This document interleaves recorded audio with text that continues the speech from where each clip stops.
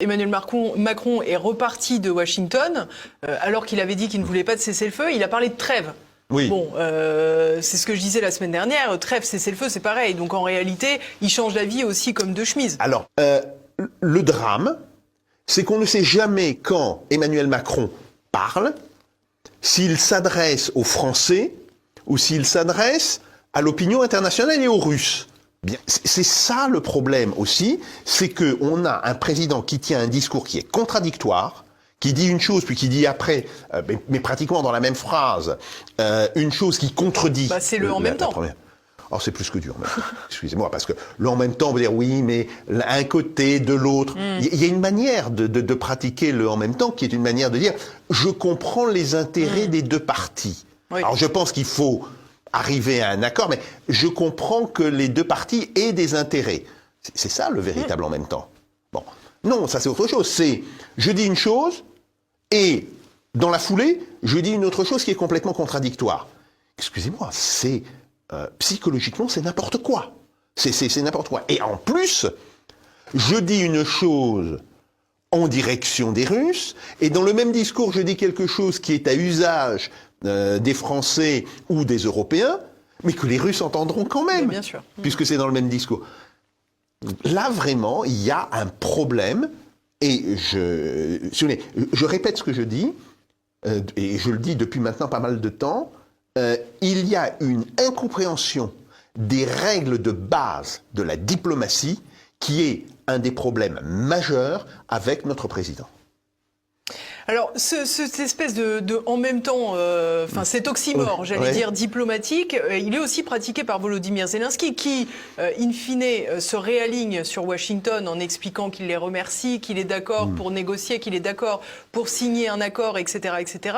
Mais dans le même temps, il remercie l'Europe de ne pas le lâcher, de continuer à l'aider, à aider cette guerre en Ukraine, à aider les troupes ukrainiennes. On a l'impression aussi que c'est très compliqué aussi pour lui de mener une ligne vraiment cohérente. Et tout cela parce que, en réalité, c'est la position révolutionnaire depuis l'arrivée de Donald Trump qui chamboule les relations internationales. Pas seulement. Oui, vous avez raison. C'est effectivement bon. Il y a la position de Donald Trump annoncée, si vous voulez. Il nous a pas pris par surprise. Quand il est devenu effectivement le président le 20 janvier, quand il a pris ses fonctions, il avait annoncé tout ce qu'il fait depuis novembre, et parfois même depuis avant novembre. C'était dans son discours de campagne. Ben oui, on a un homme politique qui, une fois élu, va appliquer une partie des choses sur lesquelles il s'est fait élire. Ouais, je comprends. Je comprends que ça puisse surprendre en France, où c'est pas exactement la pratique française, mais bon, voilà. Mais il y a une autre chose qui est importante pour Zelensky. C'est que, oui, il est le président en Ukraine, mais il doit faire face en Ukraine à des factions dont les positions sont très différentes, et en particulier à une faction ultranationaliste qui ne veut pas entendre parler de paix. Mais qu'est-ce qu'ils attendent, ces gens? Parce que concrètement, ils savent bien que l'Ukraine ne va pas gagner.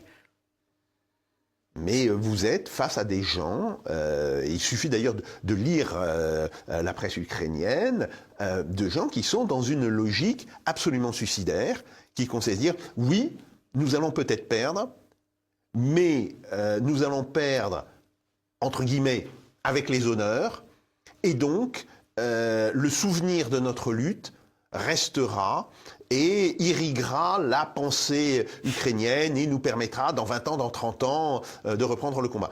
Excusez-moi, mais c'est exactement le discours que tient le Hamas. Quand le Hamas dit, oui, peut-être qu'il va falloir faire massacrer 1, 2, 3 générations, mais à la fin des fins, on triomphera.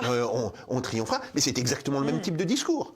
Donc, il faut savoir qu'on a ce type de fanatique en Ukraine et que ça pose un problème de sécurité personnelle pour Zelensky. Donc, et c'est ça que je ne comprends pas, si vous voulez, pourquoi Zelensky n'utilise-t-il pas cet argument, qui est un argument réel, dans sa relation avec Trump? Il aurait très bien pu dire avec Trump, Monsieur le Président, je suis d'accord avec vous, mais en Ukraine, il y a des gens qui ne veulent pas entendre cela. Pouvez-vous m'aider à leur faire entendre raison, parce que vous comprenez bien que si moi je signe cet accord et si je disparais dans les jours qui viennent, tout ce travail de négociation auquel vous avez accordé tant de temps, etc., n'aura servi à rien. Les gens européens veulent absolument que la Russie soit effondrée sur le plan économique et qu'elle soit en économie de guerre, ce qui n'est pas vraiment le cas. Alors, effondrée, elle ne l'est pas. Il n'y a aucun risque qu'elle s'effondre dans les mois et dans les années qui viennent. Elle n'est pas en économie de guerre, parce que l'économie de guerre, ça a une définition très précise. C'est, vous commencez à transformer vos industries civiles en industries militaires. Ça n'a pas été fait du tout en Russie ? Non. Non, alors il y a les industries militaires qui évidemment tournent beaucoup plus qu'avant-guerre, oui. Elles tournaient grosso modo à 20% de leur potentiel. Elles sont maintenant pratiquement à 90% du potentiel. Bon, d'accord. Mais il y a les industries civiles qui elles-mêmes sont très très très hauts en termes de potentiel. Et d'ailleurs on le voit, la production civile ne faiblit pas face à la production militaire. Donc ça, on le sait très bien, la Russie n'est pas en économie de guerre, ça ne veut pas dire qu'elle ne soit pas en guerre. Il faut faire attention. Le niveau des dépenses militaires en Russie, il est à peu près le niveau qu'avaient les dépenses militaires aux États-Unis dans les années 60 quand ils s'engagent dans la guerre du Vietnam. Donc, oui, la Russie est en guerre, en réalité, mais elle mène une guerre extérieure, une guerre qui s'apparente à une guerre menée dans le tiers-monde, sauf que là, c'est mené à sa porte, bien, mais pas plus. Donc, tout ce genre de raisonnement est un raisonnement à la fois faux et illusoire. Le véritable problème, c'est comment est-ce que ça peut être entendu des Russes. Parce que on fait comme si les Russes n'existaient pas. Mais les Russes, ils entendent ce que nous disons. Et donc, une chose, ils entendent d'un côté le président qui dit « Je veux un accord clair, je ne veux pas un cessez-le-feu qui pourrait être violé. » Bon, ça, à la limite, les Russes peuvent parfaitement l'entendre et ils sont d'accord. Oui, nous aussi, on... Enfin ça, si je peux me permettre de vous interrompre...